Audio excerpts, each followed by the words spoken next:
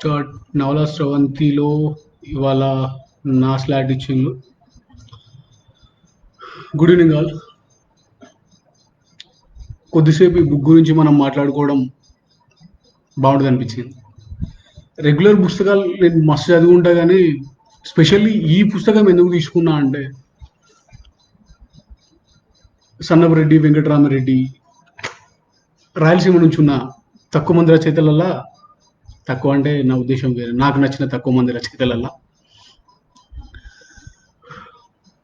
అద్భుతంగా రాసిన మనిషి అనిపిస్తుంది. అంటే నా వరకు మిగిలిన వాళ్ళ సంగతి నాకు తెలియదు. జనరల్లీ ఒక సబ్జెక్ట్ని తీసుకున్నప్పుడు దాని లోపల ఎంత సాహితీ విలువలు ఉన్నాయి, లేకపోతే దాన్ని ఎట్లా అద్భుతంగా రాసిండ్రు, ఇవన్నీ వేరే ఇంటలెక్చువల్ రేంజ్ మాటలు అనుకుంటాయి. చెప్పాలనుకున్న విషయాన్ని అక్కడి నుంచి ఆ లోకల్ స్లాంగ్తోని, లేకపోతే ఆ భాషతోని దాన్ని పూర్తిగా అంత ఈజీగా చెప్పడం కష్టమవుతుంది. ఈజీగా చెప్పడం చాలా కష్టం. అది ఇక్కడ కనిపిస్తుంది. 2014 అనుకుంటా ఫస్ట్ సార్ రాసింది స్వాతిల్ని, మ్యాగజైన్ వస్తుంది కదా, దాంట్లో సీరియల్ వచ్చిన ఉండే ఇది పాండవ వీడు. ఫస్ట్ చదివినప్పుడు అప్పటిదాకా రాయలసీమ అంటే కత్తులు తీసుకుంటారు, నరుక్కుంటారు, కొట్లాడుకుంటారు, ఇట్లా ఒక ఉద్దేశం ఉంటుంది కదా. అది సినిమాలు చూసిన ఇదంతా ఒక ఎత్తు అయితే, నవలు చూసిన తర్వాత అనిపించింది అచ్చా దీని వెనకాల ఎంత ఉంటుంది. ఒక ఏరియాలో ఫ్యాక్షనిజం రావాలన్నా, లేకపోతే వాళ్ళందరూ కొట్లాడుకోవాలన్నా, మనిషిని నరుక్కోవాలన్నా అంత ఈజీ కాదు కదా ఒక మనిషిని చంపేయడం. దాని వెనకాల ఎంత పాలిటిక్స్ ఉంటాయి. అంటే మనిషి ఇంకొకరిని చంపేంత ఇది కావాలి అంటే దానికి ప్రేరేపించడానికి ఇన్ని ప్రాబ్లమ్స్ ఉండి ఉంటాయి, ఎంత వెనకాల చరిత్ర ఉండి ఉంటుంది. ఇవన్నీ కలుపుకొని చెప్పుకుంటూ వచ్చినాము. అది బాగా నచ్చింది. దాని తర్వాత మళ్ళా నెక్స్ట్ చదివింది ఇదే పాలెగత్తే. ఎక్కువగా ఈ మధ్య ఈ 2-3 ఏళ్ళ ఈయన చాలా పాపులర్ అయ్యేది ఒంటరి నవల వచ్చిన తర్వాత. పాండవపీడు ఒక హీరోకి మనం మామూలుగా చూసా కూడా మంచి హిట్ పడేదాకా, మంచి మాస్ సినిమా వచ్చేదాకా వెనకాల ఏమున్నదో చూడం మనం పాత. ఆ తర్వాత తెలుస్తుంది అరే ఈడు ఇంత తోపు కదా, మనం ఏం పట్టించుకోలేదు ఇన్ని రోజులు అని. అట్లా ఇప్పుడు ఈయన పాతయి ఇంతకుముందు రాసినవి మళ్ళీ ఇప్పుడు కొంచెం పాపులర్ కావాల్సిన అవసరం ఉన్నది. ఎందుకంటే ఒంటరి, కొండ పొలం ఇవి చదివిన తర్వాత ఒక ఊహ ఉంటుంది మనకి. 2 పల్లెటూరి నేపథ్యం నుంచో, లేకపోతే ఒక అడవి నేపథ్యం నుంచో తీసుకొని దాంట్లో ఉన్న హ్యూమన్ రిలేషన్స్ అండ్ నేచర్తో మనిషి కలిసి ఉండాల్సిన అవసరం, ఆ రెండింటిని చూపిస్తాడు. ఇంటర్నల్గా ఇంకా చాలా ఉంటుంది ఆయన చెప్పాలనుకునేటి. ప్రతి కాడ ఒక దాన్ని ఏమంటాం, ఆర్ద్రత అంటాం కదా, హింస లోపల లేకపోతే ఒక జరిగే దాడి లోపల కూడా దాని అవసరం ఎంత ఉన్నదో చెప్తాడు. కొండ పొలంలో మనం ఆల్రెడీ చూసి ఉన్నాం, చదివిన వాళ్ళు చాలా మంది తెలిసి ఉండదు. ఒక పులి వీడి మీద దాడి చేస్తుంది, దాన్ని చంపేసి లేదా కొట్టి అరే అది చచ్చిపోయి ఉంటుందా ఏమైంది అని చెప్పేసి వీటి ఇంటికి వచ్చి ఏడుస్తాడు. అంత ఈజీ కాదు క్రూరత్వం చంపేయడం, లేకపోతే ఇంకో మనిషిని బాధ పెట్టి మనం సైలెంట్గా ఉండిపోవడం అంత ఈజీ కాదు. ఇదంతా ఒక ఎత్తు అయితే, పాలగత్తే చరిత్ర మస్తు ఉంటుంది. మనం పురాణం చేస్తాం దాన్ని. ఏమో ఒకప్పుడు జరిగి ఉండొచ్చు యుద్ధాలు, లేకపోతే ఆ ద్వారక, ఇప్పుడు కనిపించే కురుక్షేత్ర, ఈ ఒకప్పుడు చరిత్ర ఏమో. కాకపోతే ఎగ్జాగరేట్ చేసి చెప్పడము, లేకపోతే మిగిలిన వాడి వాళ్ళను, లేకపోతే దేవుళ్ళ లాంటి ఒక ఫిక్షనల్ ఇది ఎక్కువ చేయడం, వీటి వల్ల అది వేరే టర్న్ తీసుకున్నది. గొప్ప గొప్ప చరిత్రలన్నీ ఇట్లా వెళ్ళిపోయినాయి. మొన్నటి వరకు కనీసం ఆ పరిశోధన కూడా జరగకపోతే జల్కారీబాయి గురించి మనకు తెలిసేది కాదు. ఇంకా ఝాన్సీ లక్ష్మీబాయి పోరాడింది అనుకుంటూనే ఉండేటోళ్ళం. సమ్మక్క సారక్కలు ఇవాళ దుర్గామాత ప్రతిరూపాలైన్లు, ఫోటోలలోకి ఎక్కిండ్రు. చరిత్రలో రుద్రమ్మని చదువుకున్నట్టు మేము సమ్మక్క సారక్కని చదువుకోలేము. ఈ పాలగత్తె, హున్నూరమ్మ, కడప ప్రాంతాల లోపల ఇప్పటికీ అక్కడ జనాలు పాడుకునే పాటల లోపల వినిపిస్తుంది. యాక్చువల్లీ ఈ సీరియల్ చదివేటప్పటికి, బుక్ చదివేటప్పటికి నేను అక్కడే కడప, మైదుకూరు, కాజీపేట ఆ ఏరియాలో తిరుగుతూ ఉన్నాను. కానీ అప్పటికి ఇంత ఇది లేకుండే, ఇంత నాలెడ్జ్ లేకుండే, ఇవి చదవాలి తెలుసుకోవాలనే ఫీల్ కూడా లేకుండా నడిచిపోయింది. స్పెషల్లీ ఒక 5, 6 ఏళ్ల తర్వాత అనుకుంటా ఎందుకో ఇది గుర్తొచ్చింది ఈ నవల. ఓ వెతికినా ఫేస్‌బుక్‌లోకి వచ్చిన తర్వాత ఇద్దరు ముగ్గురిని అడిగితే లేదు అసలు అది వచ్చినట్టు ఏం లేదు. చాలా రోజుల తర్వాత ఇన్ని దాదాపు 12 సంవత్సరాలు, 13 సంవత్సరాల క్రితం 2007లో వచ్చింది. ఇన్ని సంవత్సరాల తర్వాత మళ్ళీ ఆహ్, 'ఒంటరి' నవల వచ్చిన తర్వాత ఒకసారి ఆయనతోని మాట్లాడితే అండ్ 'కొండపొలం' వచ్చిన తర్వాత ఆ పుస్తకం మీద రాసి ఆయనతో మాట్లాడిన ధైర్యం వచ్చిన తర్వాత ఒకసారి అడిగితే, ఇంకో మిత్రుని ద్వారా ఈ బుక్ నాకు దొరికింది. స్పెషల్లీ ఇప్పుడు ఈ పుస్తకం గురించి ఎందుకు మాట్లాడుకోవాలి? హ్మ్. హాయ్. ఓకే. ఇంకా కొందరు వస్తారేమో వచ్చినాక మాట్లాడదామని చూస్తున్నా. కంటిన్యూ చేయాలా? ఆగాలా? తెలుస్తలేదు. రిజల్ట్ ఏంటి సార్ ఏమంటారు? ఆహ్, చెప్పేయాలా? లేకపోతే కొంచెం టైం తీసుకుందామా? ఇంకా ఇంట్రో ఏమన్నా ఇది చేసుకుందామా?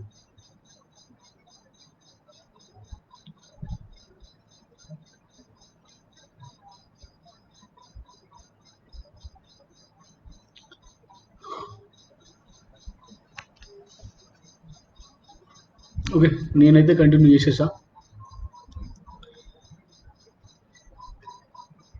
ఒక సీరియల్ బయటకొచ్చింది. ఒకటి మొదలైంది. వారం టీవీలో వచ్చి ఇదైనట్టుగా మనం అడిక్ట్ కాలేము. రెగ్యులర్ పుస్తకాలు చదివేటోళ్ళకో లేకపోతే ఇది ఉంటది. నాకు తెలిసి ఆ టైంకి నేను 17, 18 ఏళ్ల ఆ ఏజ్‌లో ఉండుంటా. నన్ను విపరీతంగా ఆకర్షించిన నవల ఇది. లవ్ గురించి, అక్కడున్న చరిత్ర గురించి, ఎస్పెషల్లీ మనం ఎవ్వలం గమనించని ఒక ఫెమినిస్టిక్ కోణం నుంచి అద్భుతంగా రాసిన నవల. అంటే అద్భుతం కంటే ఇంకా బెటర్ వర్డ్ ఏమన్నా ఉంటదా? మన స్లాంగ్‌లో ఇట్లా చూసినా గాని అదేం దొరకలే. వైశాలి అనే ఒక అమ్మాయి సిటీ నుంచి వెళ్ళిపోవాలి. ఎక్కడికి? వాళ్ళ అమ్మకి ట్రీట్మెంట్ చేయించడానికి కాశీనాయన ఆశ్రమం దగ్గర ఒక చిన్న గుడి. అక్కడ ఓ పూజారి ఉంటాడు. ఆయన తెలిసిన నాటు పద్ధతులలో ఏదో వైద్యం చేస్తా ఉంటాడు. అక్కడికి ఈ అమ్మాయి వాళ్ళ అమ్మని తీసుకెళ్ళింది. ఏ మాత్రం కదలిక లేని ఆ ఒక శరీరం. ఆమె బతికి ఉండి గూడా ఇట్లా ఉంటది. వెంటిలేటర్ మీద ఉన్న బాడీని తీసుకొని అక్కడికెళ్తారు. అక్కడ ఉన్న పూజారి వైద్యం చేస్తాడు. వాళ్ళ అమ్మ బతుకుతది. అక్కడికెళ్ళేంత వరకు ఈమెకున్న ఆలోచన అది. అసలు ఒక దశలో ఎట్లా అంటే ఇంక మా అమ్మ బతకదులే పర్లేదు. కనీసం ఇక్కడికి తీసుకొచ్చిన ఒక హోప్ మిగిలిపోతది అన్నట్టు. కానీ తీసుకొచ్చిన తర్వాత ఆమెకి ఇంకో పెద్ద పని దొరుకుతది. హోన్నూరమ్మ చరిత్రను చదవాలి. ఆ తవ్విన చరిత్ర మొత్తం ఒక బుక్ చేయాలి. ఎవ్వరికీ తెలవకుండా జస్ట్ ఏదో జానపద కథగా ఒక మామూలు పాత్రగా ఉండిపోయిన హొన్నూరమ్మని మళ్ళీ బయటకి తీసుకురావాలి. అన్నిటికంటే ముఖ్యంగా ఆమెను చంపిన ఆ కొరత కొయ్య ఉంటది. దాన్ని యేసు శిలువలాగా ఇంకా కనిపించే గొప్ప మాన్యుమెంట్ లాగా దాన్ని అక్కడ చూపించాలి అని మొదలైతది. ఎందుకు అంత ఇదేంది? అంత ఇది చేయాల్సిన ఒక దొంగల రాణి అక్కడికి బందిపోటు అనే పేరుతోనే ఆమె పిలువబడుతుంది. అవన్నీ ఏమైనాయి అసలెందుకు? దీంట్లో ప్రేమ ఎక్కడుంది? లేకపోతే హొన్నూరమ్మ అసలు ఎందుకంత పాపులర్ అయింది? ఈ అమ్మాయి ఎందుకంత ఆమె కోసం తపన పడ్డది? తెలుసుకోవాలంటే ఒకసారి లోపలికి. ఈ కథ స్టార్టింగ్ నార్మల్‌గా ఉంటది. ఇట్లా ఏది ఒక ఊర్లో కారొస్తుంది. జనరల్లీ ఇప్పుడు మనం చెప్పేటట్టయితే ఆ కారు మలుపు తిరిగింది, ఊర్లోకి ప్రవేశించింది టైప్‌లో ఏదో చెప్తాం. సన్నపురెడ్డి ఒక స్పెషల్ డిసిషన్ తీసుకుంటాడు. స్టార్ట్ చేయడం ఎట్లా అంటే అక్కడుండే వాతావరణాన్ని ఎక్కువ పోలికలతోని చెప్తాడు. సింపుల్ ఇక్కడ కొండల్ని చూడుతూ, లోయల్ని తడుతూ, మెలికల గలగలలతో సాగిపోతూ ఉన్న తార్ రోడ్డు. వనకన్నె కొప్పులోంచి జారిపడిన నల్లటి రిబ్బన్‌లా ఉంది. కారు తూనీగలా వేగంగా దూసుకుపోతూనే ఉంది. లైక్ పోయెట్రీ లాగా అనిపిస్తది. ఈ డిక్షన్ నాకు అందుకే నచ్చింది. స్టార్ట్ అంటే నన్ను ఆకర్షించడానికి కూడా కారణం ఇదే అయ్యుండొచ్చు. అక్కడికెళ్ళిన తర్వాత వాళ్ళ అమ్మకి ట్రీట్మెంట్ మొదలైంది. ఈమెకు హొన్నూరమ్మ గురించి తెలుసుకోవాలనే తపన మొదలైంది. ఎందుకు? వెళ్ళేటప్పుడు కారు వెళ్ళేటప్పుడే ఒక వెరైటీ డ్రెస్‌లో ఉన్న ఒక అమ్మని చూస్తాడు. గూచి పూసిన చీర, తలకు పెద్ద తలపాగా, చేతిలో కత్తి, ఇటుపక్క చేతిలో ఒక సితార. ఆమె చూపులు గూడా అట్లనే ఉంటాయి. ఇట్లా హంటింగ్ లుక్స్ అంటాం గదా! అట్లా ఉంటాయన్నమాట. లైక్ ఇప్పుడు అది చూపెట్టలేను కానీ కరుణాకర్ గారు వేసిన బొమ్మ ఇది.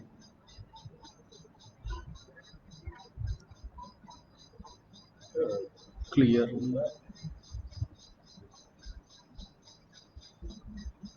రైట్.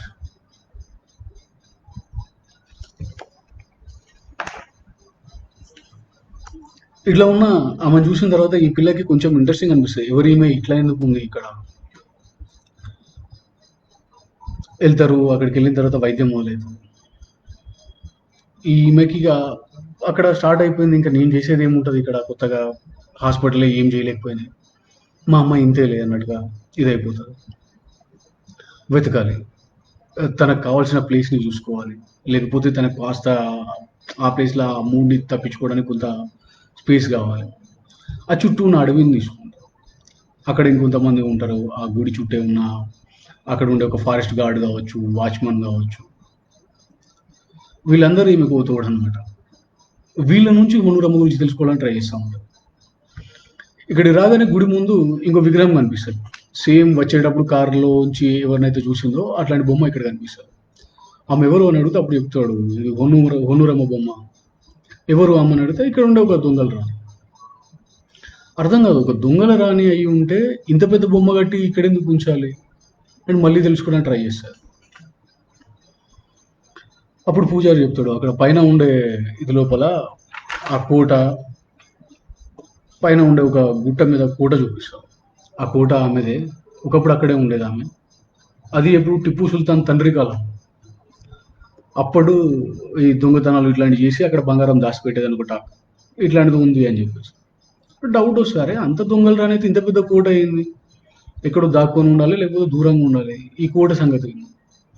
నేను అప్పుడు అన్నాడు, టిప్పు సుల్తాన్ టైంలోనే సిద్ధవరం కోట ఆమె హ్యాండ్ ఓవర్లో ఉంది అని. మరి అంత పెద్ద కోట నడిపిన ఒక స్త్రీ అక్కడ పాలేగాళ్ళు అంటే దాదాపు ఒక చరిత్ర అది. బ్రిటిషర్స్ అట్లాంటి టైంలో కూడా వాళ్ళు గట్టిగా నిలబడ్డారు. అట్లాంటి వాళ్ళని కూడా ఉడికిపించింది అంటే ఆమె అంతా తీసిపడేసే ఇదేం కాదు. కానీ చరిత్రలో ఇక్కడ ఆమె పేరు కూడా వినపడలేదు. వెతుకుతూ ఉంటారు, ఇంకా ఏమన్నా దొరుకుతుందా సమాచారం, ఆమె ఇంకేమన్నా చేయగలుగుతుందా ఇట్లాగా. ఇంకా 1 2 3 ముగ్గురే ఉన్నారు. ఓకే, నేనైతే మామూలుగా చెప్పేసి చేద్దాం.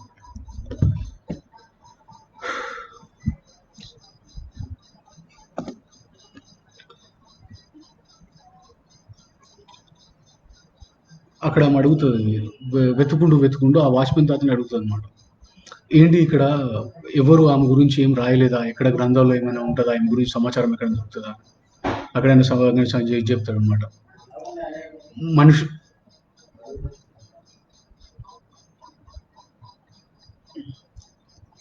మనుషుల నాలుకలే గ్రంథాలమ్మా, ఎక్కడ చరిత్రను రాసిపెట్టలేదు ఆమె గురించి. అప్పుడు అరే ఇంత పెద్ద ఇది చేసిన ఆమె చరిత్ర ఎందుకు లేదు అంటే ఆయన చెప్పే మాట, ఏ రాజవంశస్త్రాలు కాదు, నవాబుల సంతానం కాదు.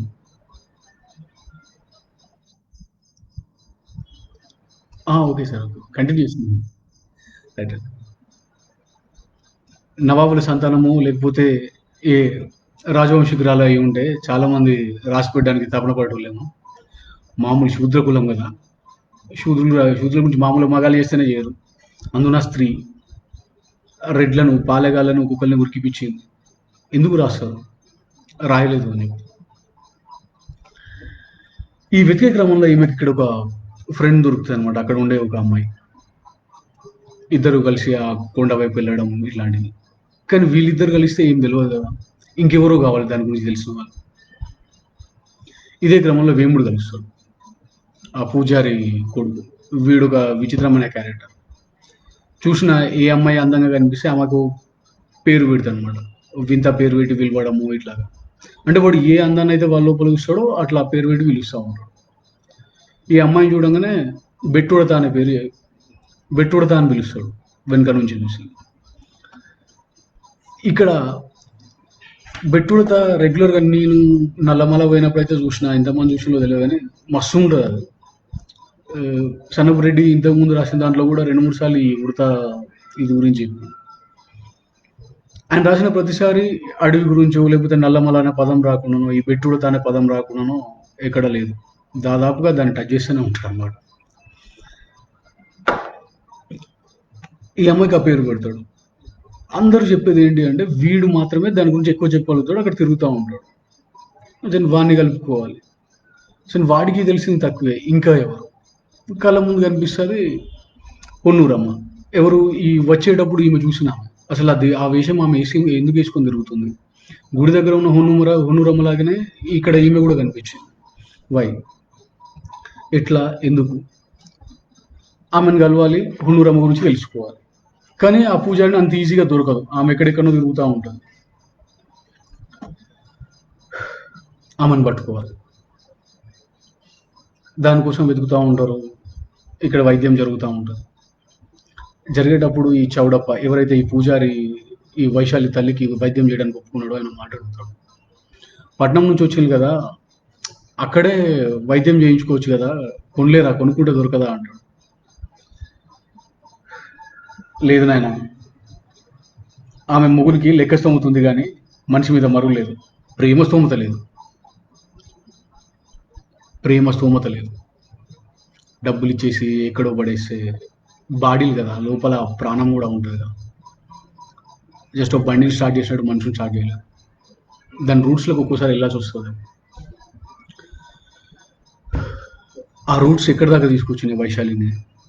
మళ్ళీ ఆమె మూలాలు అంటే వీళ్ళ తల్లి వాళ్ళు పెరిగిన ప్లేస్కి ఆమె అక్కడికి ఉంటేనే హీల్ అవుతుంది అని చెప్పేసి ఈమె వచ్చినప్పుడు ఈమె సొంత ప్లేస్లో ఉండేది ఏదో వెతుకోవాల్సి వచ్చింది.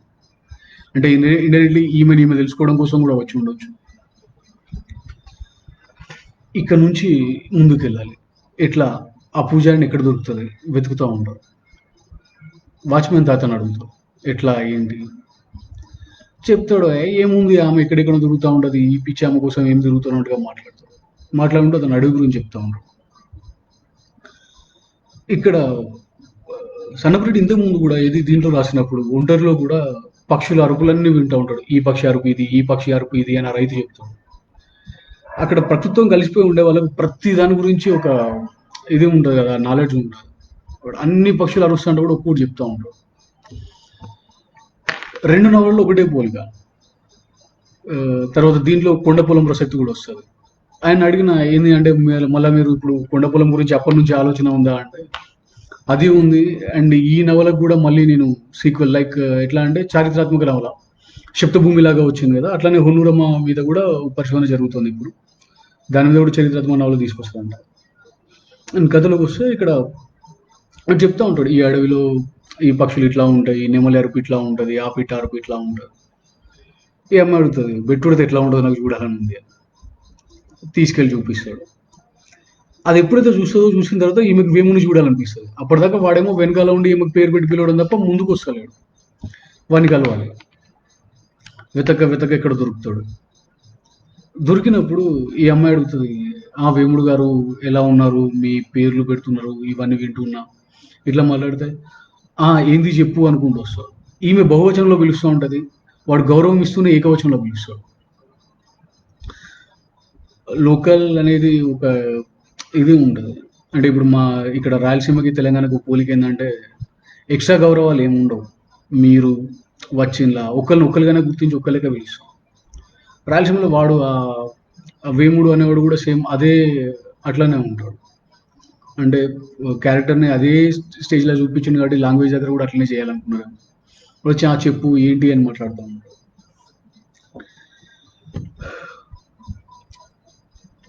నాకు ఊనూరమ్మ గురించి తెలుసుకోవాలని ఉంది, అక్కడికి వెళ్ళాలి. వీడు అప్పటికీ ఈ అమ్మాయిని చూసి భయపడుతూ ఉంటాడు. అంటే ఒక రకమైన ఉద్వేగం ఉంటుంది వాళ్ళ లోపల, ఈ అమ్మాయి అంటే ఇష్టం ఉంటుంది. ఊనూరమ్మ దగ్గరికి వెళ్ళాలి, ఆమెను కలుసుకోవాలి అనుకున్నప్పుడు పోదామని ట్రై చేస్తారు. అయితే ఎక్కడ కలుసుకోవాలి, ఆ ముసలమ్మ దయ్యాలు వదిలిస్తూ ఉంటారు. దయ్యం పడిన వాళ్ళకి వదిలించడం లేకపోతే ఇట్లా జరుగుతూ ఉంటుంది. ప్రతి సోమవారం ఆ క్రతువు జరుగుతూ ఉంటుంది. అక్కడికి వెళ్తారు.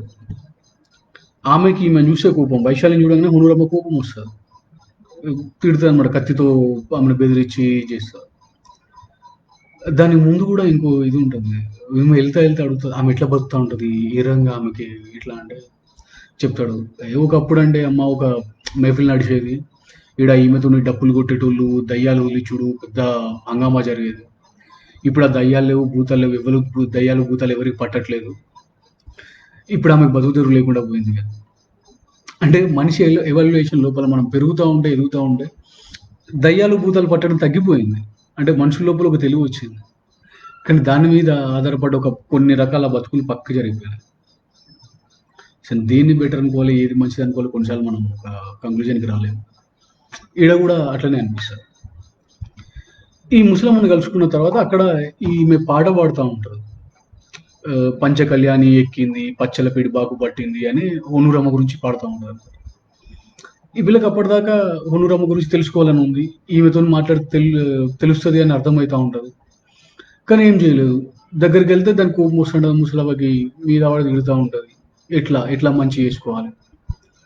ఇక మెల్లగా ఏం చేస్తారు, ఆమెకు కావాల్సిన సరుకులు కొన్ని అవి ఇచ్చి ఇంటికి పోయి చెప్తది, సంజాయిని చెప్తది అనమాట. అమ్మ ఇట్లా కాదు, ఆమె చరిత్ర నాకు తెలుసుకోవాలని ఉంది, దాని గురించి రాయాలని.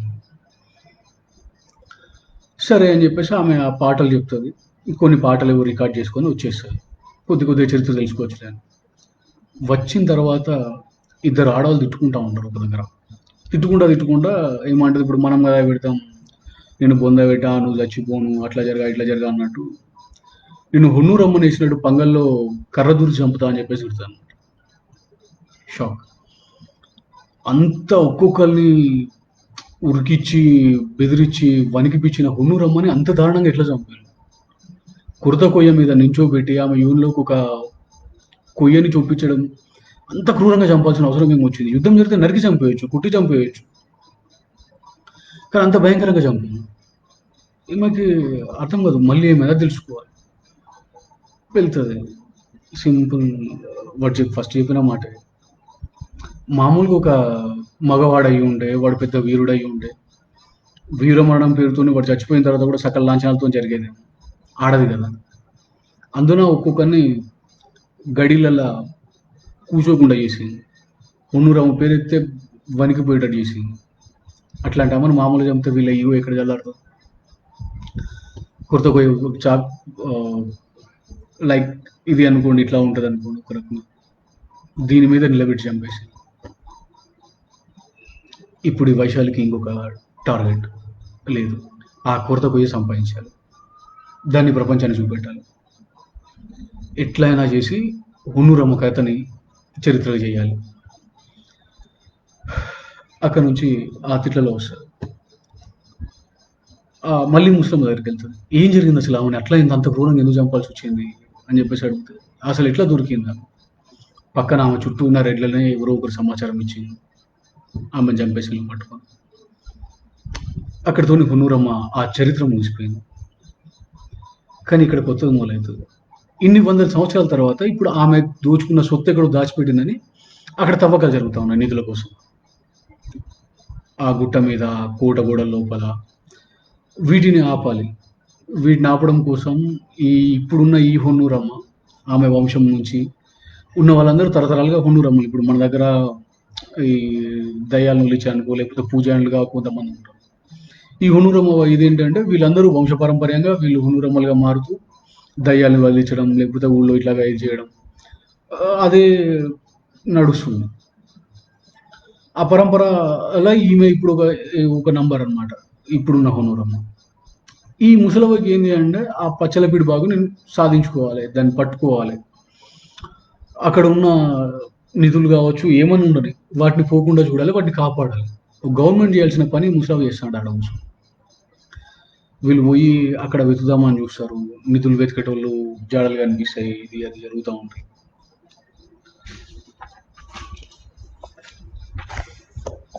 ఇవి జరుగుకుంటా వెళ్తూ ఉంటుంది.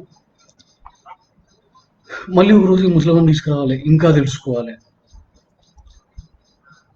హొన్నూరమ్మ క్యారెక్టర్ గురించో లేకపోతే ఆమె గురించి చెప్పడం లోపల, అప్పటి ఇది లోపల ఒక చిన్న ఇన్సిడెంట్ చెప్తారు. బ్రహ్మం గారు, వీరబ్రహ్మేంద్ర స్వామి ఆయన మనవరాలు ఈశ్వరం, ఆవిడ కూడా ఇట్లనే కాలజ్ఞానం చెప్తా ఊరు ఊరు తిరుగుతా ఉండేదంట. ఆమెకి ఎవరో ఒక చీర బహుకరించిళ్ళు, పట్టు చీర. అది ఆరేసి ఉన్నప్పుడు హొన్నూరమ్మ కంట పడ్డది. అక్కడ ఉతికి అతన్ని బెదిరించి ఆ చీర తీసుకొని, సరే నేను తెచ్చిస్తా అని తీసుకోబోతుంటే, ఇంత ఖరీదైన చీర ఎవరిది అని అడుగుతా. అడిగితే ఇట్లా బ్రహ్మం గారి మనవరాలిది. అంటే ఆమె సన్యాసిని కదా! ఆమెకింత ఖరీదైన చీర ఎందుకు అని అడిగిందంట. అడిగితే వాడంటాడు, లేదు లేదు సన్యాసిని కాదు. ఆమెకు భర్త, పిల్లలు ఉన్నారమ్మా. భర్త, పిల్లలు ఉన్నంత మాత్రాన సన్యాసానికి దానికి సంబంధం లేదు అని చెప్పి వెళ్ళిపోయిందంట. తీసుకుపోతది. రిటర్న్‌లో ఇచ్చేటప్పుడు ఈమెకి పీరియడ్ స్టార్ట్ అయ్యి, ఆ మైల రక్తంతోని ఇస్తది. మైల రక్తం. అది చూసిన ఈ ఈశ్వరమ్మ శపించిందంట. నిన్ను కొరతకు ఎగేసి చంపేస్తారు ఇట్లా అని. అప్పుడు ఈ హొన్నూరమ్మ నవ్వుకుందంట. అంటే నాకు తెలిసి అంటే షీ ఈజ్ ఇన్ ఇట్లా ఉందంటే ఒక 40 ఏళ్ల లోపు అమ్మాయి. 35, 40 ఏళ్ల లోపునే ఆమె అంత ఒక్కొక్కరిని ఇట్లా ఆడిచ్చింది. ఆమె చెప్పించిందంట నిన్ను కొరత కొయ్య మీద వేస్తారు అని. అప్పుడు నవ్వుకుందంట. మైల అని చెప్పేసి ఈమె కూడా అంటుంది. ఇంత లోకజ్ఞానం చెప్పిన వాళ్ళ తాత నుంచి ఏం నేర్చుకోలేదు ఆమె వాళ్ళ జేజనాయన నుంచి. ఇట్లా ఉన్నది ఈమె తెలివి అని చెప్పేసి నవ్వుకుందట. అప్పటి కొన్ని వందల సంవత్సరాలు అనుకోవచ్చు. స్టిల్ ఆ విషయంలో మాత్రం ఇంకా అట్లా మెన్స్ట్రువల్ సీజన్‌లో లేకపోతే ఇట్లా ఉండే ఆ బ్లడ్ విషయంలో కావచ్చు. ఇంకా మహిళా టైప్‌లోనే ఆలోచించుకుంటా ఉన్నాం. పెద్ద తేడా ఏం రాలే. అక్కడ నుంచి వెతుక్కుంటూ జరుగుతా ఉన్నది ఇదంతా. వీళ్ళకేమో లోపలికెళ్ళాలని ఉంటది. ఇక్కడ పొన్నురమ్మ ఉన్న బెలూమ్ గది లోపలికి. ఆ గుహ లోపలికి వెళ్ళాలి. అక్కడ ఏమన్నా ఉందో శోధించాలి. వెళ్ళనివ్వదు. ఈ ముసలానికి ఇష్టం లేదు. వెళ్ళిపోతే వీళ్ళు అక్కడ నిధుల కోసం వచ్చిందేమో తవ్వి తీసుకుపోతారేమో అని చెప్పేసి అది భయపడతా ఉంటది. ఇంకా కావాల్సిందేంటి? కొరత కొయ్య కావాలి. దానికోసం. చుట్టుపక్కల ఊళ్ళు తిరిగి అది ఎక్కడ పాతిల్లో తెలుసుకొని అక్కడ పోతారు. ఆడ పోతే ఉండదు. అడిగితే ఏంది అంటే ఎవరో ఎత్తుకుపోయిండ్రు అని చెప్తది. ముసలమ్మ ఏం చెప్పదు నాకు తెలవదు. ఎవరో తీసుకుపోయి ఉంటారు ఇట్లా అని చెప్పి.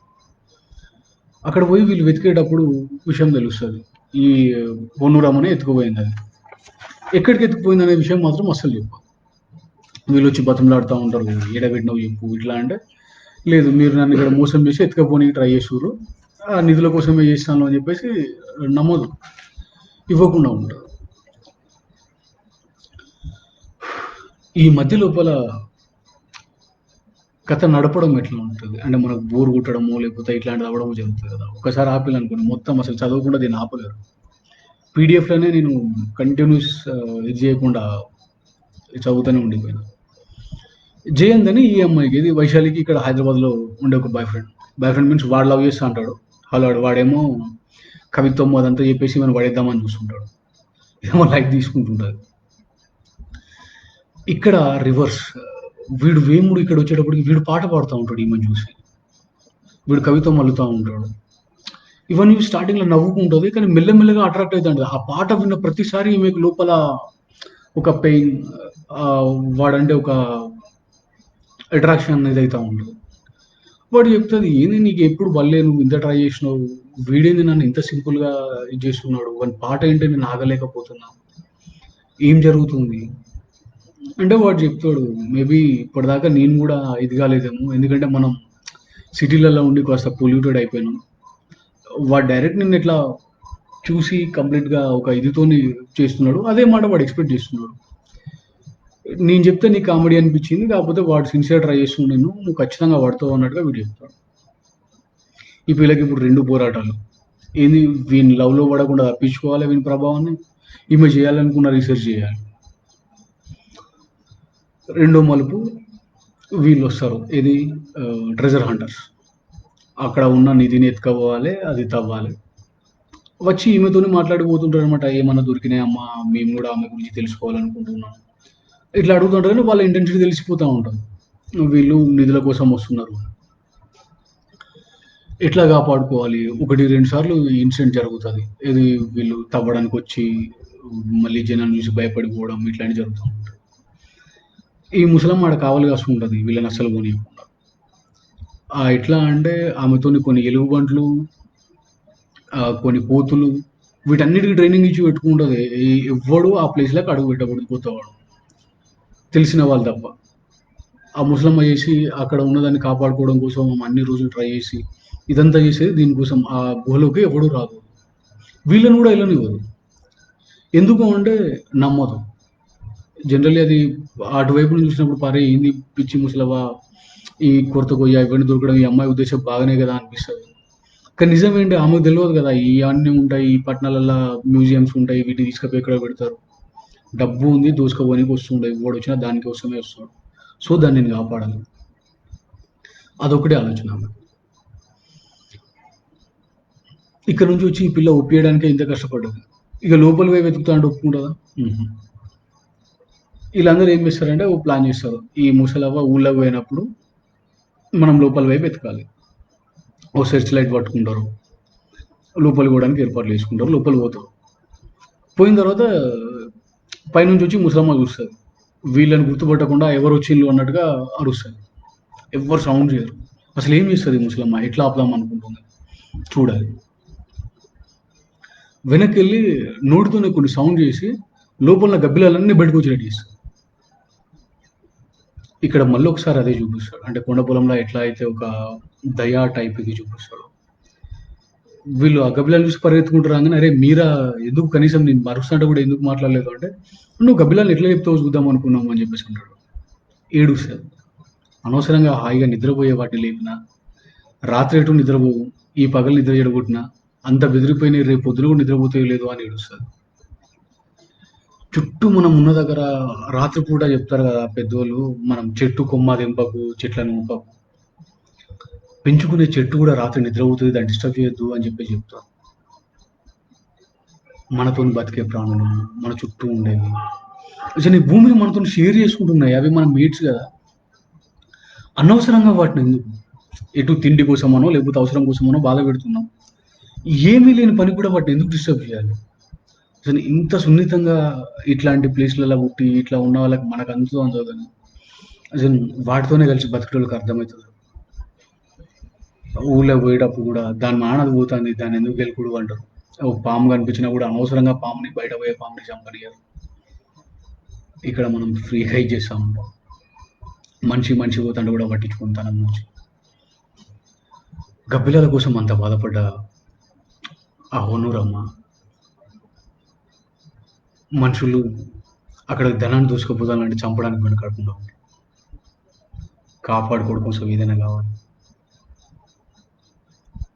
ఒకడు మామూలుగా వేడుని చంపేసి అది క్రూరత్వం కావచ్చు. అది ఒక ఫైట్ జరిగి ఒక వార్ జరిగి చంపేసేవాడిని హీరో అంటాం. ఇక్కడ అంతే. ఇంకా ఇక్కడ మూడోది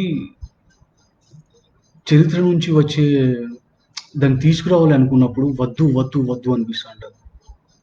ఎందుకంటే రేపు పొద్దున వీళ్ళు వెళ్ళి లోపల మొత్తం అది వెతికితే దాని లోపలికి ఒక దారి వేస్తే రేపు పొద్దున మళ్ళీ టూరిస్టులు జనాలు మొత్తం మంది వస్తే అది గంగలు అలిసిపోతుంది. ఎప్పుడు కూడా మనిషి అడుగు పెట్టిన ప్లేస్ నాశనం అయిపోవడం కదా. ఏం ఉండదు. ఇప్పటిదాకా అన్ని వేల సంవత్సరాల చరిత్ర అక్కడ 100 సంవత్సరాల చరిత్ర అక్కడ నిలబడి ఉన్నది. అది ఇప్పుడు రేపు పొద్దున జనాలు వస్తే నష్టం అయిపోతుంది.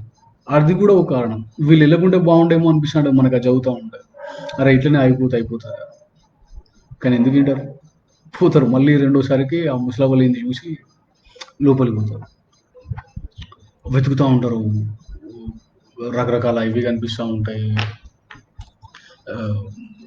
అవి ఏమంటారు అస్థి పంజరాలు పాత పాత వస్తువులు అప్పుడు వాడిన ఇట్లాంటివి ఏమేమో కనిపిస్తూ ఉంటాయి. వెతుకుతుంటారు చూస్తుంటారు. వెతికే టైంలో పచ్చల పిడిబాకు కనిపిస్తుంది. ఆ బాకు తీసుకొని చూస్తారు. ఈ అమ్మాయి వచ్చేటప్పుడు ఒక కొయ్య అడ్డం వస్తుంది. దాని పక్కన నెట్టుకొని ఏమొచ్చేస్తుంది. బాకు చూడగానే గుర్తుకొస్తుంది పచ్చల పిడిబాకు హొనూరమ్మ చేతిలో ఉంది. మేబీ ఇది అదే. కడిగి దాన్ని తుడిచి బయటకు వచ్చేస్తారు. వచ్చేటప్పుడు రెండోసారి మళ్ళీ మర్చిపోతారు. మధ్యలో కొయ్య వాత ఉంటుంది. అదే దీపం కోసమో అక్కడ ఉన్నది అనుకుంటారు తప్ప ఈ అస్థి పంజరాలు ఈ గొడవ ఈ లొల్లి మొత్తంలో దాన్ని పట్టించుకో. వచ్చి ఈ పిల్ల కూర్చొని రాసుకునేటప్పుడు గుర్తొస్తుంది అంత సూదిగా ఉన్న కొయ్య అక్కడ ఎందుకు ఉంది? ఊళ్ళో నుంచి ఎవరు ఎత్తుకుపోయారు? పొన్నూరమ్మని ఎత్తుకుపోయిందని చెప్పిన అంటే ఈ ముసలవ్వ రోజు ఆమెకు కావాల్సి వచ్చినప్పుడు అలా పోయి వస్తుంది. కాకపోతే పోయి దాచిపెట్టి వస్తుంది.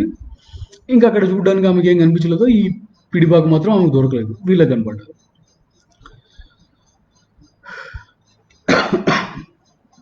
తీసుకొస్తారు. ముసలమ్మకు చెప్పాలా వద్దా? ఇప్పుడు హొన్నూరమ్మ కత్తి దొరికింది అంటే వినదు.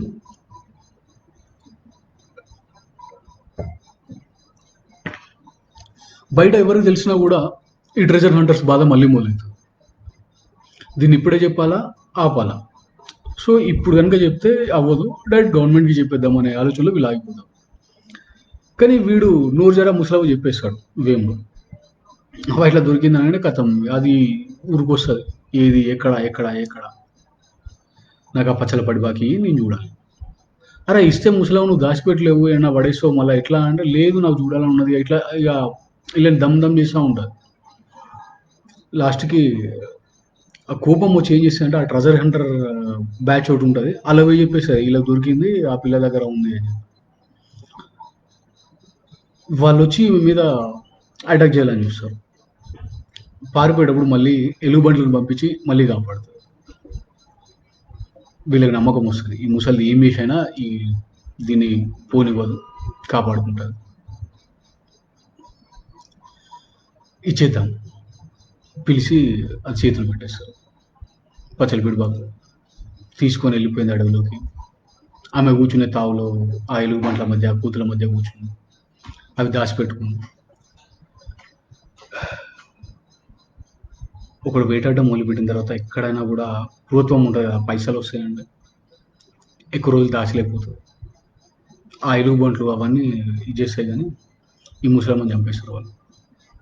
అది ఎట్లా తెలుస్తుంది? ముందు రోజు వీళ్ళు వెళ్తారు ఆ ముసలమ్మని చూడడానికి, అడిగి ఎలుగుబంట్లు అవన్నీ ఉంటాయి, అక్కడికి వెళ్తారు. అక్కడ వీళ్ళు ఆ కొరత కొయ్యని చూస్తారు, ఈ పచ్చల పిడిబాకుని చూస్తారు, ముసలమ్మని చూస్తారు. చుట్టూ కోతులు ఎలుగుబంట్లు ఇవన్నీ ఉండే అవన్నీ కాపాడుతూ ఉంటారు. ఓకే షీజ్ ఫైన్, ఇంకేం కాదు అనుకొని వెనక్కి వచ్చేస్తారు.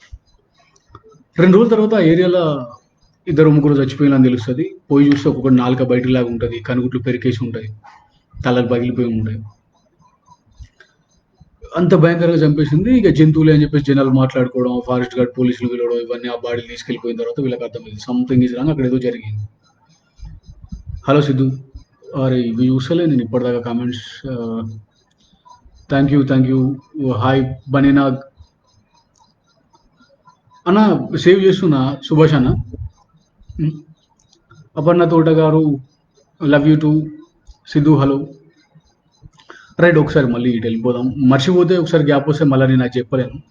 అది అయిపోయినాక మళ్ళీ ఒకసారి మనం కామెంట్స్ అన్ని చూసుకుందాం.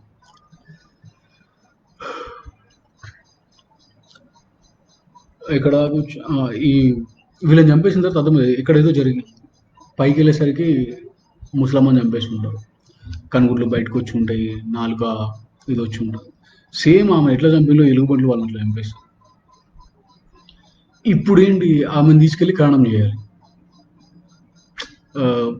బాడీని తీసుకుపోవాలి, క్రిమేషన్ చేయాలి, ఆమెకు సమాధి కట్టాలని వీళ్ళు ఆలోచిస్తారు. అలో చేయవు, ఆమె దగ్గర కూడా రానివ్వవు, ముట్టుకోనివ్వవు. ఇంత చేసి ఆ పచ్చల పిడిబాకును కానీ ఆ కొరత కొయ్యను కానీ వీళ్ళు అందుకోలేరు, అవి తీసుకొని వెళ్ళిపోతాయి, దొరకదు. ఒక చరిత్ర అక్కడికి ఆగిపోయింది. రిటర్న్ వచ్చేస్తారు. ఈ అమ్మాయి సరే ఇప్పటిదాకా ఉన్నదాన్ని రికార్డ్ చేద్దామని రాస్తూ ఉంటారు. వేముడి పాట ఈమెను హంట్ చేస్తూ ఉంటారు. చచ్చే చావు. దీనికి ముందు ఒకసారి ఆ పిల్ల ఏం చేస్తాడంటే, నాకు పాలల్లో తేనె కలిపి, వాడు పాలు తెచ్చిస్తే దీంట్లో తేనె దాగలా ఉన్నది, ఆ గుట్ట మీద కనిపించే తేనె నాకు కావాలంటే ఆడు సావు అయిపోయి వస్తాడు వాటితో కుట్టించుకొని ఇట్లా. అప్పుడు హున్నూరమ్మ తిడుతుంది, వాడి పిచ్చోడు, లవ్ చేయడం తప్ప ఏం తెలియదు, వానికి ఇట్లాంటి టాస్క్ లేదు, వాడిని ఇట్లాగానే అడవి లేక బతకని అని చెప్పి. అంత లవ్ చేసిన వాడు, ఫ్యాన్ సౌండ్ వస్తుంది ప్రవీణ్, ఒక్కసారి ప్లీజ్ ఫ్యాన్ ఆఫ్ చేయవా, ఫ్యాన్ సౌండ్ వస్తుంది అన్నమాట. సారీ ఆనంద్, ఇప్పుడు చూసిన, థ్యాంక్ యూ.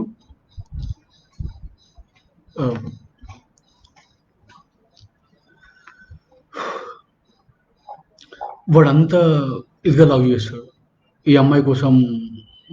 అది ప్రమాదం అని తెలిసి కూడా ఫస్ట్ ఆ గుహలోకి వాడే పోతాడు. ఇవన్నీ ఉన్నవాడు ఈ అమ్మాయిని లవ్ చేయకుండా ఎట్లా ఉంటాడు, ఇంకా ఇంకా ఇంకా మీద చేస్తూ ఉంటాడు. అర్థమైపోతుంది ఇక నేను వీడిని ఆపలేను. ఇన్ని రోజులు ఇవన్నీ ఏదో పిచ్చి ఫీలింగ్, లవ్ అనేది ఉండదు అనుకున్నా, కానీ వీడు నన్ను మామూలుగా ఉండనిచ్చట్లేడు. అసలు సిటీలో ఉన్న బాయ్ ఫ్రెండ్కి ఫోన్ చేశారు, నువ్వు వచ్చారా నాయన, ఈడేమో చేస్తున్నాను ఈడ. ఇప్పటిదాకా నువ్వు అంటుంటే కూడా నేను లవ్ అంటే ఏందో అర్థం కాకుండా నేను ఉండిపోయినా, జరా నువ్వు రా. వాడు వచ్చిన తర్వాత ఇద్దరికి అర్థమవుతుంది ప్రపంచంలో ఇంతకంటే గొప్ప ఇంకెవడు లవ్ చేయలేడు. ఎన్ని లెక్కలేసుకొని లవ్ చేస్తాం మనం. ఎన్నెన్ని చూస్తా ఉంటాం. ఒక్కసారి కలిసి ఉన్నాడంటే. వానికేందాడ హ్యాపీగా ఓ పాట పాడుతుండు, ఈ అమ్మాయిని ఇది చేస్తున్నాడు. ఇంత బాగా అట్రాక్ట్ చేస్తున్నాడు. ఈ పిల్లకి వల్ల కాదు, ఆల్రెడీ చేయాలనుకున్నయన్ని ఏది చేయలేకపోయింది. ఆ ముసలమ్మ చనిపోయింది. ఒక విపరీతమైన నిరాశ. ఈ అందరిలో ఒకే ఒక్క ఆనందం ఏంటంటే అమ్మ బాగవుతుంది. ఆమెకు ఆ వైద్యానికి అక్కడ రెస్పాండ్ అవ్వడం మొదలుపెట్టింది. ఆమె బాగవుతుంది. కానీ ఏదైతే సాధించాలనుకున్నదో, ఒక చరిత్రని ఈమె ఏదైతే తీసుకురావాలనుకుందో అది తీసుకురాలేకపోతది. ఆ డిప్రెషన్ అనమాట. ఒక బాధలో ఉంటది. అండ్ మీరేం బాధపడకుర్రి. నెక్స్ట్ ఇదే రైటర్ మళ్ళా ఆ నవల రాస్తున్నారు. 'పొన్నురమ్మ చరిత్ర' మొత్తం బయటకొస్తుంది. ఆహ్, ఇక్కడ కథలో మాత్రం అది చేయలేకపోయింది ఆ అమ్మాయి. వీడి దగ్గరికెళ్ళి అడుగుతది. "నీకు దండం పెడతారా పాట పాడకు. నువ్వు పాడినప్పుడల్లా నన్ను నేను కంట్రోల్ చేసుకోలేకపోతానా? పిచ్చెక్కిపోతుంది. నాతోని గాదు. నువ్వు పాడకు. నాకు బాయ్ ఫ్రెండ్ ఉన్నాడు. ఇగో వీడిని నేను పెళ్లి చేసుకుంటున్నా" అని అంటది. వాడు చెప్పే ఆన్సర్ నాకు దారుణంగా అంటే ఎక్కువగా ఎక్కువ నచ్చింది ఈ నవల ఇన్ని రోజులు ఉండడానికి అది కూడా ఒక కారణం అనుకుంటా. వాడు అంటాడు, "సరే ఇది చేసుకో, ఇప్పుడు వాడిని పెళ్లి చేసుకుంటావు చేసుకో. నాకేం సంబంధం? నేను కూడా ఇంకో అమ్మాయిని పెళ్లి చేసుకుంటా. ఈ అడవిని లవ్ చేసినట్టే, ఈ చుట్టూ ఉన్న ప్రాంతాన్ని లవ్ చేసినట్టే, ఇక్కడ ఉన్న అందరిని లవ్ చేసినట్టే నిన్ను చేసుకున్నా. దాంట్లో నీకేంటి ప్రాబ్లమ్?" అయిపోయింది. ఏం చెప్పాలి? అంటే ప్రేమించడం ఎట్లా ఉంటది? అసలు వాని మాటలనే చెప్పాలనిపించింది. అంటే ఆ వేముడు లాంగ్వేజ్‌లోనే సన్నపు రెడ్డి గారు చెప్పినట్టే చెప్పాలంటే,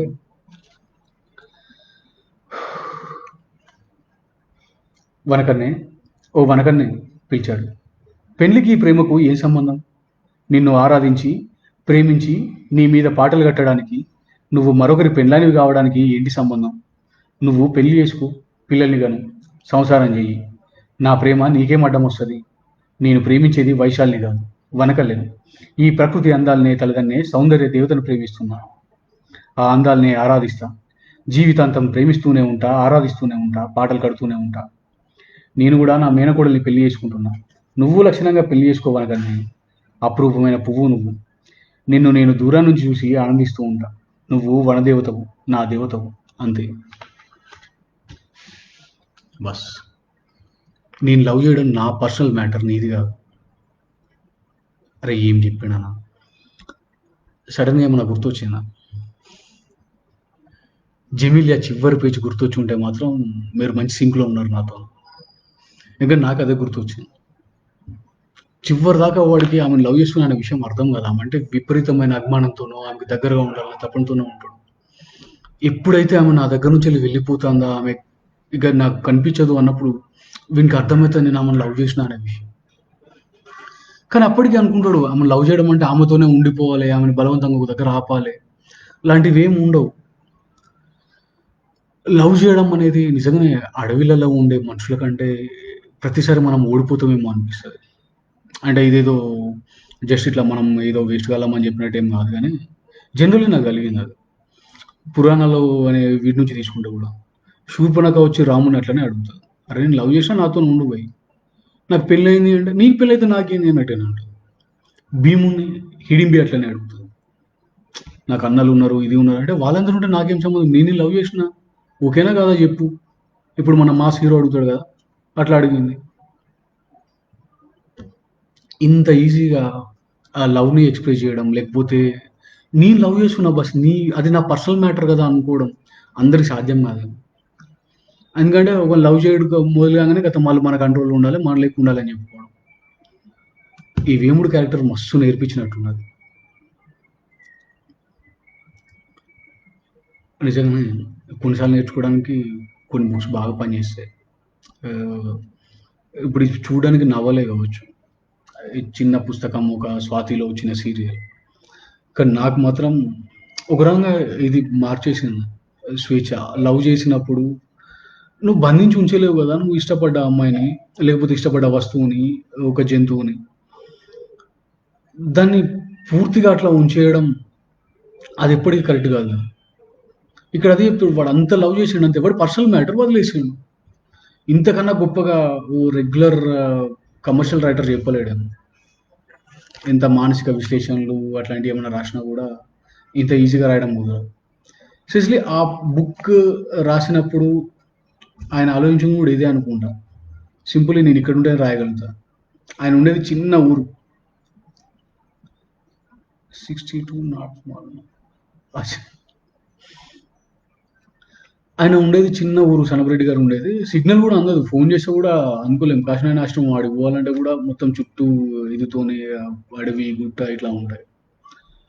కొండ పొలం గురించి బుక్ వచ్చింది కదా! దీంట్లో చెప్తాడు కొండ పొలం అనుభవాలు మాట్లాడుకోవడం ఇట్లాంటివి ఉంటాయి. పుస్తకం రాసినప్పుడు ఆయన ఎంత ఆనందంగా ఫీల్ అయినలో, అక్కడ కూర్చొని ఇంత ఇదైనలో, ఇక్కడ కనిపిస్తది మనకు రిజల్ట్. గొప్ప గొప్ప పదాలు లేకపోతే దాంట్లో కవిత్వం ఇరికించడం ఇట్లాంటిది ఏం లేకుండానే సింపుల్ ఇది ఎలగొట్టేసిండన్నమాట. మీరు చదువుకుంటా పోతే రాయలసీమ స్లాంగ్ ఎట్లా ఉంటది అంటే కడప స్లాంగ్ వేరే ఉంటది. రాయలసీమ మొత్తం ఒకే స్లాంగ్ కాదు. మన తెలంగాణలో 4, 5 భాషలు ఉన్నట్టే రాయలసీమలో కూడా డిఫరెన్స్ చేంజెస్. ఈ కడప భాషని ఈజీగా మనం క్యాచ్ చేయగలుగుతాం ఆయన రాసేది చూస్తే. సేమ్ వంశీ రాసిన కథ లోపల ఆ స్లాంగ్‌ని పట్టుకున్నట్టు. తెలంగాణలో అయితే ఇగ రెగ్యులర్ మనోళ్ళు రాసేదంతా అట్లనే ఉంటది. మన స్లాంగ్ ఎక్కడున్నా కూడా అది అర్థమైపోతా ఉంటది. సినిమాలు చూసే లాంగ్వేజ్ కాకుండా జనరల్ రాసుకునే లాంగ్వేజ్‌లో మంచిగా అర్థమైతది. అట్లా ఇక్కడ చెప్పేటప్పుడు కొన్ని కొన్ని మాటలు మంచిగా ఉంటాయి. అంటే ఆయన చెప్పే ఇది లేకపోతే అక్కడ ఉండే వాతావరణం మేబీ చెప్పి మొత్తానికి ఒక్కటి మాత్రం గుర్తు చేసి పోతాడు.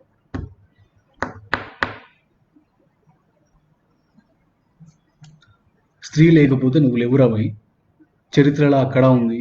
ఇక్కడ వేములు లాంటోడిని నడిపేయడానికి ఉంది. ప్రతి టైం లోపల ఒక బలమైన క్యారెక్టర్‌ని తీసుకొస్తాడు. పొన్నూరమ్మ. ఆమె పోయిన తర్వాత వీళ్ళందరిని భయపెట్టే ఇక్కడ ఉన్న ఇప్పటి పొన్నూరమ్మ. ఈ చరిత్ర అంతా తీసుకొచ్చే వైశాలి. ఈ పక్కన ఉన్న వాళ్ళంతా వీళ్ళకి ఫ్యాన్స్‌గా ఉంటారు. లేకపోతే వీళ్ళకి హెల్ప్ చేసుకుంటా ఉంటారు. వీళ్ళు అడ్మైర్ చేసుకుంటా ఉంటారు తప్ప ఎవ్వడు అక్కడ హీరో ఉండడు. ఇది నాకు బాగా నచ్చిన అంశం. దీంట్ల ఎట్లా అంటే ఒక ఫీమేల్ క్యారెక్టర్‌ని ఇంత బలంగా నడిపియొచ్చు. అండ్ అసలు ఫిక్షనల్ క్యారెక్టర్. వైశాలి అనేది అసలు క్యారెక్టర్ లేదు. పొన్నూరమ్మ ఉండొచ్చు. లేకపోతే ఈ తర్వాత వచ్చిన ఇప్పుడున్న పొన్నూరమ్మ ఉండొచ్చు. ఇట్లాంటి క్యారెక్టర్‌లు ఎక్కడో ఒక దగ్గర కనిపిస్తాయి. లేకపోతే పాటల లోపల అక్కడ ఇక్కడ ఇనిపిస్తాయి. వాటిని రెండిటిని క్లబ్ చేసుకుంటూ ఈ కథను అల్లిన తీరు. రెగ్యులర్ ఫ్రేమింగ్ గాదు. ఒకవేళ దీన్ని సినిమా గనుక చేయాలనుకుంటే స్క్రీన్ ప్లే స్పెషల్ రాసుకోవాల్సిన అవసరం లేదు. అంత పర్ఫెక్ట్‌గా తీసుకొచ్చిన రైటింగ్ స్టైల్. ఆహ్, ఓకే. ఇప్పుడు దీని గురించి చెప్పుకుంటైతే దాదాపుగా కంప్లీట్. ఏమన్నా మాట్లాడాలంటే మీరిక్కడ కామెంట్స్‌లో ఏమన్నా పెట్టినయో చూద్దాం.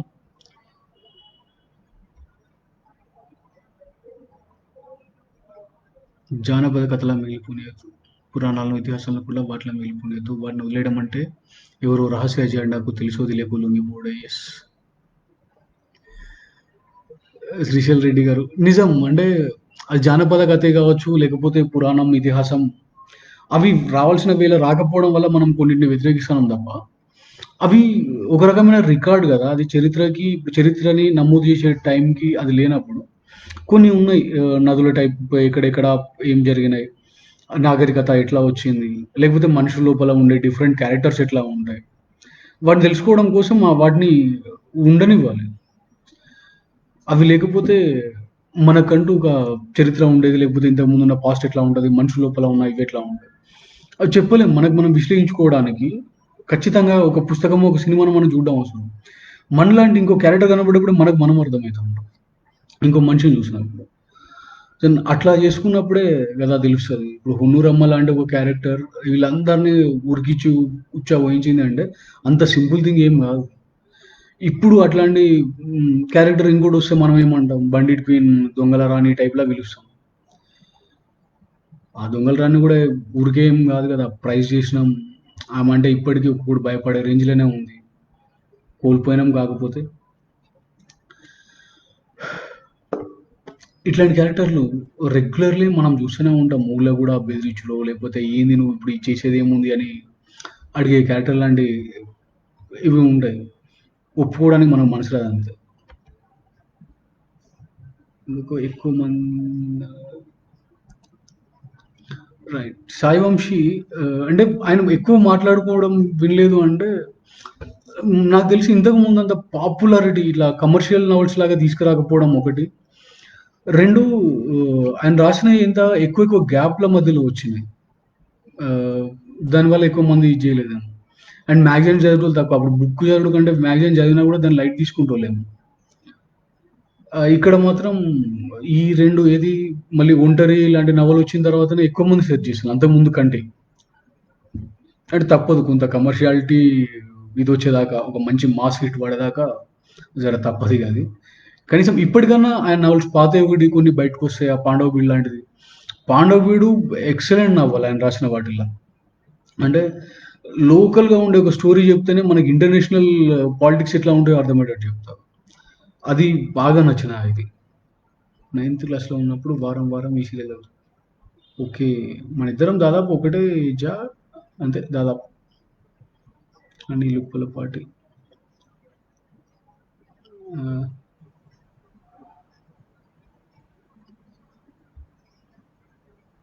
'బడి కవితా సంపుటి'. 'బడి కవితా సంపుటి' నేను చదవలేదు. అంటే శనబరెడ్డి సార్‌కి అసలు కవితం రాసాడని కూడా నాకు తెలవది. 'బడి కవితా సంపుటి' ఈ నెక్స్ట్ నేను ఇది చేయాలి. దాని గురించి కొంచెం మళ్ళా అనుకుంటే అయితది. 'సన్నబిడ్డల పాలెత్తు' అద్భుతమైన నవల. 'ఆద్యంతం' అద్భుతమైన నవల. ఖచ్చితంగా ఒప్పుకున్నాను 'గజేంద్రనాథ్' సార్. అండ్ మీరే కదా నాకు పంపించింది. ఇది అసలు నేను ఆ రోజు మిమ్మల్ని అడిగిన తర్వాత పంపియకపోతే నాకు ఈ నవల్ పంపించింది 'గజేంద్రనాథ్' గారు. ఆయన లేకపోతే నేను రెండోసారి చదివేటోడిని కాదు. ఇవాళ ఈ లైవ్ ఉండేది కాదు. Thank you sir. Ah, 'M S Naidu' no smoking in the middle. అంటే సభా మర్యాద సార్. మధ్యల సిగరెట్ తాగొద్దని ఆగిపోయినా.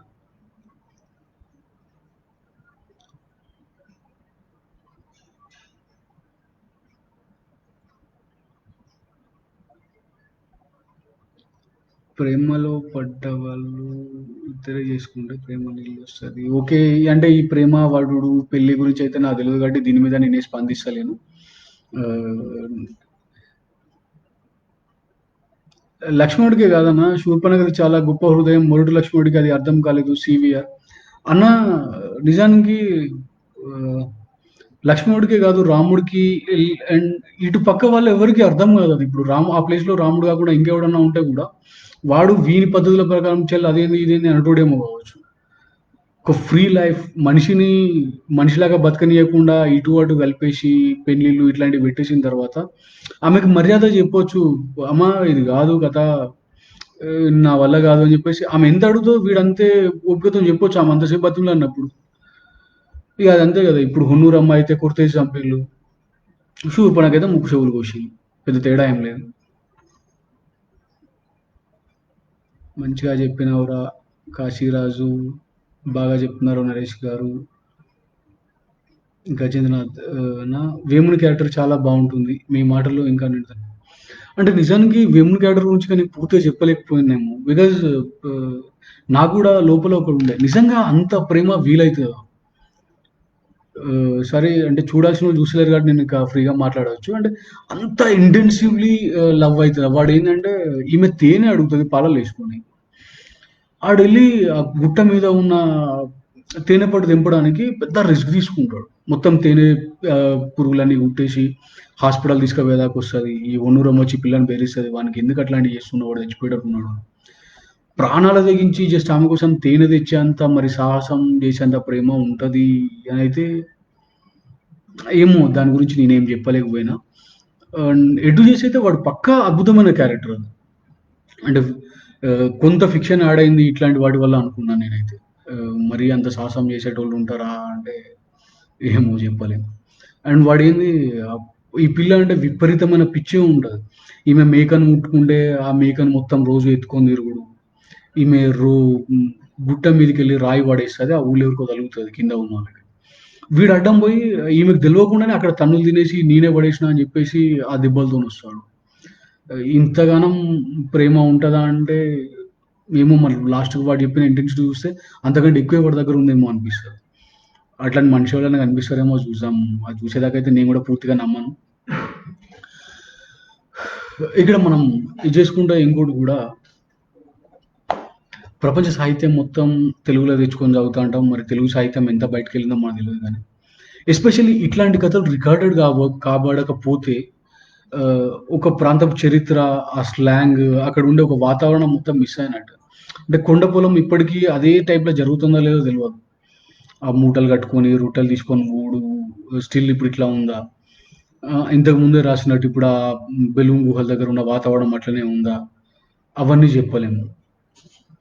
ఇవి లేకపోతే ఏమైతదంటే, ఆ అద్భుతమైన వాతావరణం మనం మిస్ అయిపోయినట్టే ఇంక. మనం కొత్తగా పోయి ఇప్పుడు ఊళ్ళో ఇట్లా ఉంది, ఆడ సెల్ టవర్ ఉంది.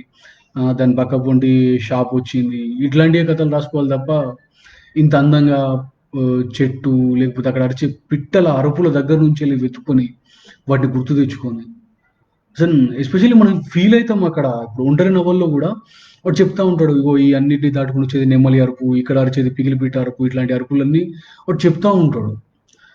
ప్రతి అరుపు ఇట్లా చదువుతుంటే మనకు గుర్తొస్తది. చిన్నప్పుడు పక్కా ఇప్పుడు నాతోని చూస్తుర్రంటే అందరూ మినిమమ్ 30 ఇయర్స్ దాటినోళ్ళు కాబట్టి అందరికి తెలిసుంటది.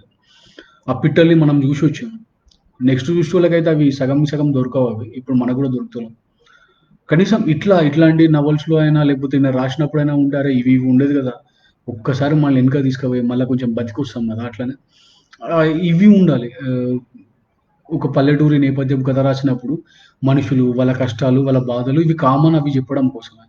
దాంతో పాటు అక్కడ ఉండే క్లైమేట్, అక్కడ ఉండే ప్రకృతి, చుట్టూ ఉండే నేచర్‌లా ఉండే ప్రతి ప్రాణి, అది దాని ప్రవర్తన, దాని సౌండ్ ఇయన్నీ జెప్తే ఒక దాన్ని ఎట్లా జెప్పాలో తెలుస్తలే గానీ, ఆడ తీసుకుపోయి మళ్ళా మనల్ని బతికిచ్చి తీసుకొచ్చుడే గదా! ఆడ చుట్టూ తిరిగొస్తాం. ఆ పిట్టని మళ్ళీ మనం సౌండ్ దాన్ని సెన్స్ చేస్తాం. మైదాక్ ఇది జెప్తారు గదా! గోరింటాకు పెట్టుకొని ఆ మైదాకు వాసన ఒక్కసారి మళ్ళా గుర్తు తెచ్చుకుంటాం. రాసే శైలి లోపల ఇది నాకు ఎక్కువగా పట్టుకోవడానికి గూడా కారణం ఇదే అనుకుంటా.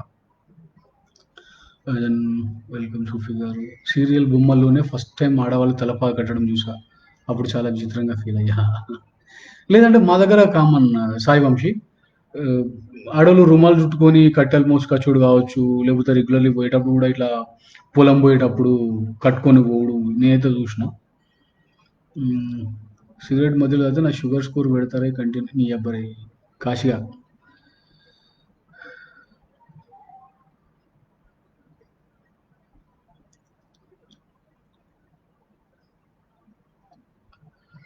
హాయ్ నరేష్ కవితలు, నవలల గురించి అంతగా తెలియని నాకు నువ్వు కూడా చెప్తుంటే 'హోనూరమ్మ చరిత్ర' చదవాలనే కోరిక కలిగేలా చేశావు. అవినాష్ అన్న ఇప్పటికైతే నేను నీ కోరిక సగం తీర్చగలుగుతా. అదే పుస్తకం విషయంలో.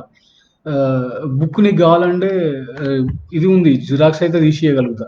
నెక్స్ట్ మళ్ళా ప్రింట్ ఇది వేస్తారా లేదా తెలవదు గానీ, నిజంగా అయితే ఆ పుస్తకంకి సీక్వెల్ టైప్‌లా ఇప్పుడు మళ్ళా ఏది 'హునూరమ్మ చరిత్ర' మొత్తాన్ని రికార్డ్ చేసే పనిలో ఉన్నారంట ఆయన. మళ్ళీ అట్లాంటివి తీసుకురావడానికి పోతాండు. ఆహ్, 'బెలూమ్ గుహలు' ఇంతకు ముందులా లేవు మల్లీశ్వరి గారు. ఇగ అది నిజమే మ్యామ్. ఇప్పుడు అదే గదా! బాధపడేది గూడా. ఎక్కువ మంది జనాలొచ్చి అక్కడ చదువుతారు, అక్కడ జూస్తారు. ఆ ప్లేస్‌ని ఎక్కువ మంది తెలిసేటట్టు జేయాలి అని ఒక ఇది ఉండే. ఈ జనమందరం వస్తే అది ఎక్కడ నాశనం అయితదో, ఎక్కడ పాడైపోతదో అనిపిస్తది. ఇగ దాన్ని ఇంకేం జేస్తాం. ఇగ అది ఏది అభివృద్ధి, ఏది గాదు అనుకున్నట్టుగానే ఇట్లాంటి విషయంలో గూడా అనుకోలే గావచ్చు. 'కొనూరమ్మ' అనే రాబిన్ హుడ్ క్యారెక్టర్ మహబూబ్‌నగర్ జిల్లాలో ఉండేదని, ఆమె లంబాడి స్త్రీ అని ఓరల్ ట్రెడిషన్స్‌లో ఉంది. పేరు ఒకేలా ఉన్నా ఈ నవలలో చెప్పిన 'హోనూరమ్మ' వేరుగా ఉంది. స్వరూపరానక్క అచ్చా! ఇది మరి మహబూబ్‌నగర్ జిల్లాలో ఉన్నామె నేను మొన్న ఇన్నదైతే 'హీరి' అనే పేరుతోని. లంబాడి 'హీరి' అనే ఆమె అయితే ఉంది అని జెప్పేసి ఒక మన వెంకటేష్ పవార్ దాని గురించి ఏదో రిసర్చ్ చేస్తున్నారు. ఆయన నవల తెచ్చే ప్రయత్నంలో ఉన్నాడు. ఇక్కడ ఉన్న 'హోనూరమ్మ' మరి అవునా కాదా తెలవదు. మహబూబ్‌నగర్ జిల్లాలో 'హోనూరమ్మ' ఉందా లేదా తెలవదు. ఈ లంబాడి స్త్రీ ఇట్లాంటిదైతే మాత్రం 'హీరి' ఆమె పేరు అని జెప్పేసి ఒక ఇదైతే విన్నాను. ఆహ్,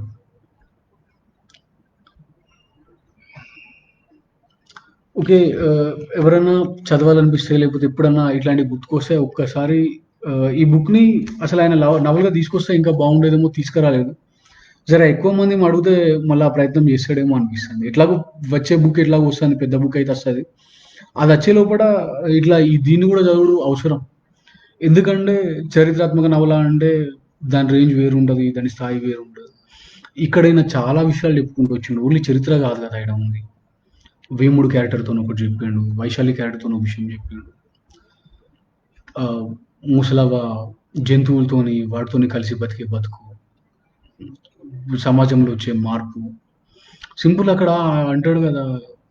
ఒకప్పుడు అందరికి ఊరంతా ఎక్కువ మంది దయ్యాలు పట్టేది. ఈమె అందరిని దయ్యాలు ఇడిపిచ్చేది. మస్తు ఉండే మెఫిల్ నడుస్తుండే. ఇప్పుడేమైంది ఎవరు దయ్యాలు పడతలేవు. అంటే మనం ఎదుగుతున్న కొద్దీ మన నుంచి దయ్యాలు పోతున్నాయి. సరే ఆ ప్లేస్‌లోకి దేవుళ్ళొచ్చిండ్రు ఏదో జరుగుతుంది అది వేరే విషయం అనుకోండి. దయ్యాల విషయాన్ని దేవుళ్ళకి ఆపాదించుకొని ఆ పని మనమే చేసేస్తున్నాం. ఇప్పుడు ఆ దయ్యాలు వదిలించుడు లేదు అంటాడు. అంటే మనం మెల్లమెల్లగా దయ్యాలు వదిలించుకుంటూ ఒక రకమైన ట్రెడిషన్‌ని పక్కకు పెట్టేస్తున్నామా? అక్కడ బతకాల్సిన జీవితాల లోపల కొన్ని ఎళ్ళిపోతున్నాయా? లేకపోతే వాళ్ళకి ఆ ప్లేస్‌లో వాళ్ళు బతకడం కోసం ఇంకేదైనా చూపించాలి దాన్ని చేయలేకపోతున్నాము. కులవృత్తులు పోతున్నాయి. సరే ఆ ప్లేస్‌లో ఇంకోటి రావాలి గదా! మరి వాడు బతకడానికి అది రావట్లేదే. ఇక్కడ 'హొన్నూరమ్మ' విషయంలో గూడా మనం అదే ఆలోచించాలి. దయ్యాలు పట్టట్లేవు అంటే ఆ మంచి విషయం జనాలు అవేర్ అయిపోయిండ్రు. తెలివొచ్చేసింది. మరి ఈమె పరిస్థితి ఏం గావాలి? ఇట్లాంటి వాటికి కొన్ని ఆన్సర్‌లు మనం వెతుకునే దగ్గర ఆపేస్తాడు. అక్కడ జరిగే వైద్యం ఒకటి. వైద్యం విషయంలో గూడా మనం కొన్ని ఇంటి వైద్యం ఇది చేస్తాం. ఇది ఎల్లిపాయ తింటే ఇదైతది ఇట్లాంటివి ఉంటాయి. అవి ఎక్కువ నమ్ముతామో నమ్మమో గానీ ఒక్కోసారి వర్క్ అయితాయి అవి నాకు తెలిసయితే. ఈ గొంతు, థ్రోట్ ఇన్ఫెక్షన్ ఇట్లాంటివి. అంటే అక్కడ చేసే వైద్యం గూడా గొప్పగానే ఉంటది అంటే నాకేం విచిత్రంగా ఏమి అనిపియలే. ఆ హీలింగ్ అది జరుగుతదేమో. ఆ విషయంలో గూడా మనం దాన్ని ఫిక్షన్ అనుకోవడానికో, లేకపోతే అది కాదనుకోవడానికి ఏం లేదు.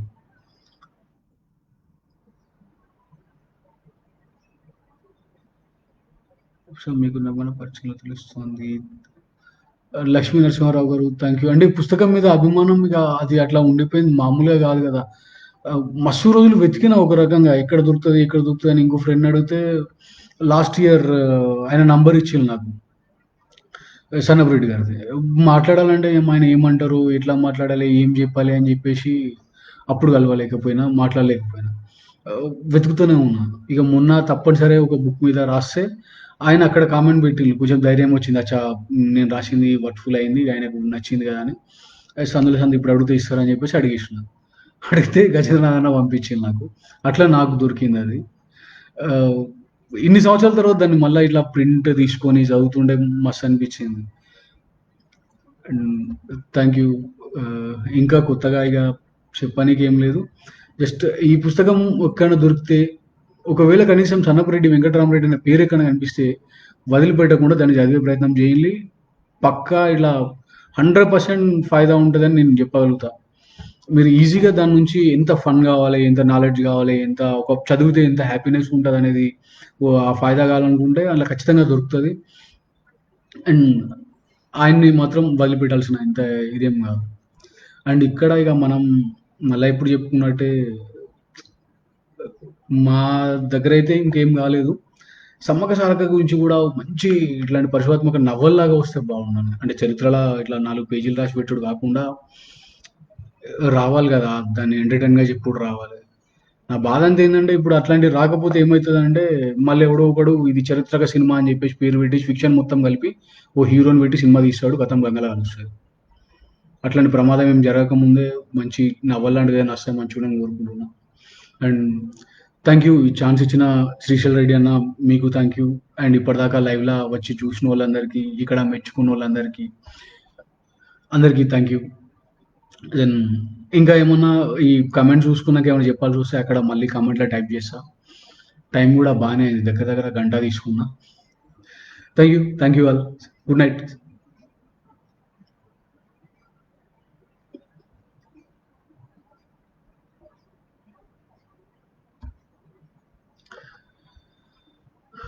End live video